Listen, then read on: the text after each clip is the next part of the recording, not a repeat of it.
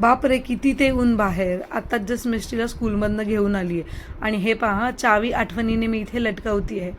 जर चावी मी इकडे-तिकडे ठेवली तर मला राजूला ₹100 द्यावे लागतील असा आमचा नियम आहे. येताना छान असा मस्त उसाचा रस घेऊन आले आणि दोघांनी बसून निवांत तो रस प्यालो आणि त्यानंतर मधून-मधून मी राजूच्या लॅपटॉपमध्ये डोकवत होते. पण म्हटलं सोड ना, आपल्या मस्त रसाकडे कॉन्सन्ट्रेट करूया. छान थंड-थंड असा उसाचा रस पिला आणि त्यानंतर लेकीला खायचा होता पास्ता.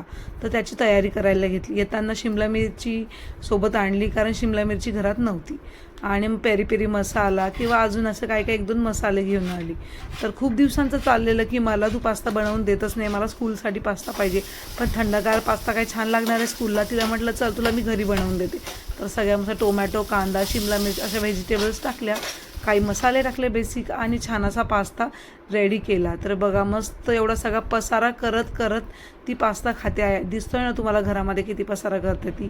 आणि निवांत बसून असं तिचं खाणं चाललं. त्यानंतर संध्याकाळी खाली क्रिकेट खेळायला गेली आणि मी आणि राया असं वॉक करत होतो. वॉक करता करता राया झोपली. घरी आल्यानंतर मिशीचा स्टडी घेतला. असा होता आमचा आजचा दिवस. बाय.